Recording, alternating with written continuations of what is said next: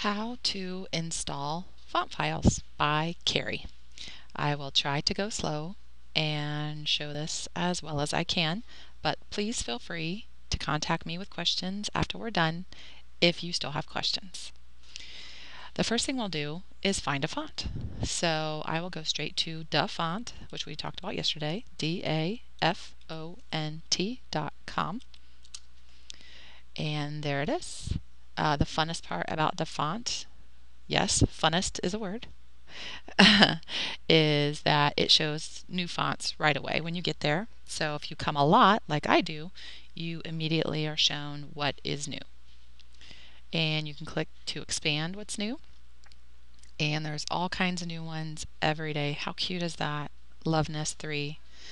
If you're having a girls group or a girls craft or it's Valentine's Day, that's super cute.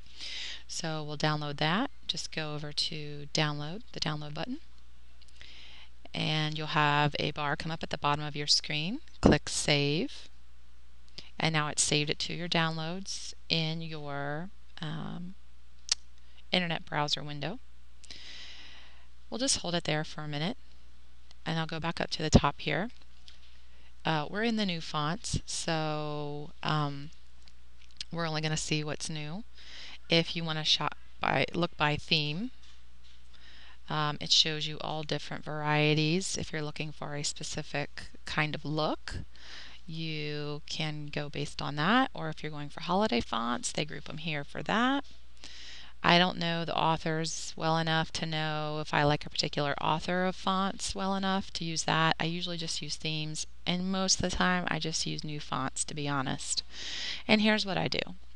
If I'm coming looking for a specific flyer, so say I'm doing a Lego group, maybe I will type Lego here and see how it's going to look in the new fonts. So if you want to see a book club, type book club up here in the preview window and hit enter on your keyboard, and it will change all the fonts to show what you typed in there in that particular font style. So here's the Loveness 3. It's very cute. And you can just go page by page by page by scrolling to the bottom and clicking the next page numbers. And there's 415 pages of new fonts. So you can spend a lot of time searching for the right font if you want to, and you have the time, which seems to be most of the problem. In any event, that's a way to look for something specific. Another way to get right to a font that may be customized just for that topic. So say we want to do Lego again. You go up here to the search window, and this will search all the font names for that keyword. So we'll search for Lego and see what comes up. So here is in Lego Bricks, and you can see this doesn't come out so good in the lowercase letters. So let's try it in all caps and see how it looks. I'll go back here to the preview, which doesn't want to work for me right now. So we won't do that. Let's see if I could change it here. There, it's going to let me. I was being fussy on that last page. Let's see it in all caps.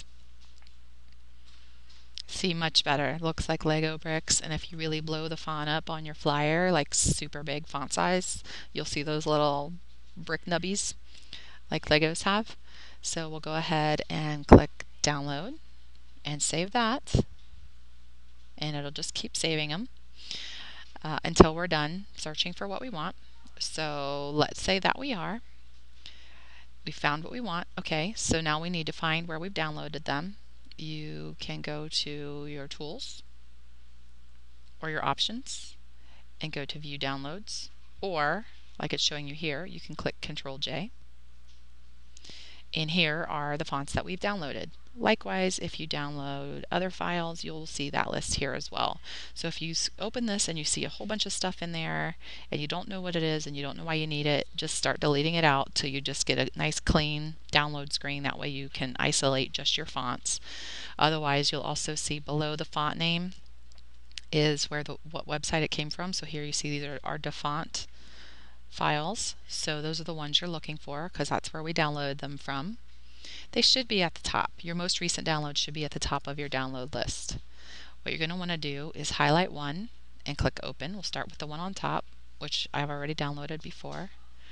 And here you see a bunch of files. That's what we want to extract. Everything on the website is in a zip folder. It's compressed.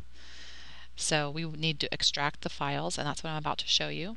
All you need to do is go up to your bar up here and click on Extract All Files. It doesn't matter what it says here, just leave it to the defaults. Make sure this little box is checked. It should be by default, but just make sure it is. And click Extract, because that'll show you where it put the files. This is what we'll see. It has a promotion to donate to the author. It has a image. All we're looking for is the TTF file. If you're seeing your list like this, I generally like to see them in details, so I'm going to clear that up. If you see it like this, it is the file that has the little piece of paper with the A in the lower corner, and there may be a whole bunch of them, but these are the ones you want. So you click that one until it's highlighted. We're going to come over here to Computer on your C drive, expand your C drive. You'll see your folder list here. Go down to Windows, expand your Windows folder. Go back over to your font file, hold down your left mouse button over the font file, and drag it over to Fonts. Drop it. And then it will say installing. I've already installed this, so it's reminding me that I did. I'll go ahead and replace it, and then it will install it. You don't want to drag and drop all that other stuff, just the font file. And it will say if you have a type display here, it will show you that it's the font file and none of the rest of this. You don't need any of the rest of that in your font folder, just the font. Once you're done, you've dragged it over and it said installing, it's installed.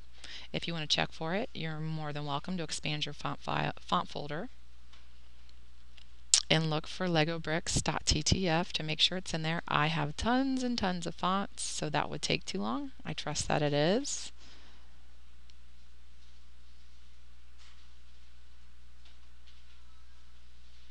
So we are good to go. So I will close out of that and then go back. It'll take you back to your downloads window. You're now going to delete that download because you've installed that font. And when you have a list of fonts that you're installing, it helps you keep track of which ones you have and have not installed. So now we will do the cute little heart one. Open, extract, extract, expand, expand, highlight, hold your left mouse button down, just the one with the little piece of paper with the A in the corner, the true type font file. Click and drag over to Fonts, and it will install it. The rest of that stuff you don't need to worry about. Just leave it where it is. Close, close, delete. Now, if you can't find what you're looking for on DaFont, if you type in the search and they don't have anything like, for example, knit, they don't have very good options for knitting. So you might need to go to Google and search for a knitting font. The key is to choose a free font because many of them are for sale. So whenever you're searching for a font, put free in front of your search and it will take you to websites that offer free fonts. I tend to like FontSpace and DaFont only, and the reason is that some font websites, because you're downloading a compressed file, could be infected with viruses, could expose you to things that are not awesome for your computer or additional downloads. So I really trust DaFont and FontSpace for fonts, so I strongly recommend those. For example, I downloaded one the other day that installed this software. Now, fortunately, it wasn't a virus and it's not malware, but I don't want fonts downloading apps on my computer, and you don't either. So I stick with the trusted websites. We'll go back to font space.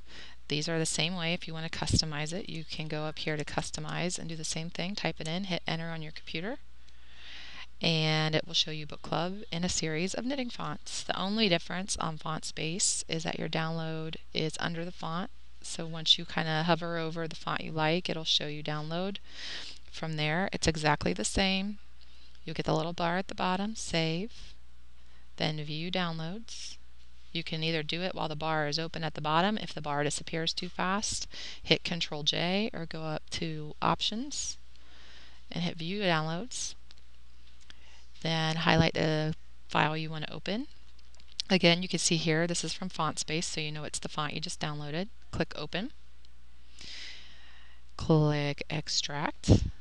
Extract. Now we're in the window we need to be in. Click to expand your C drive. Click to expand your Windows folder.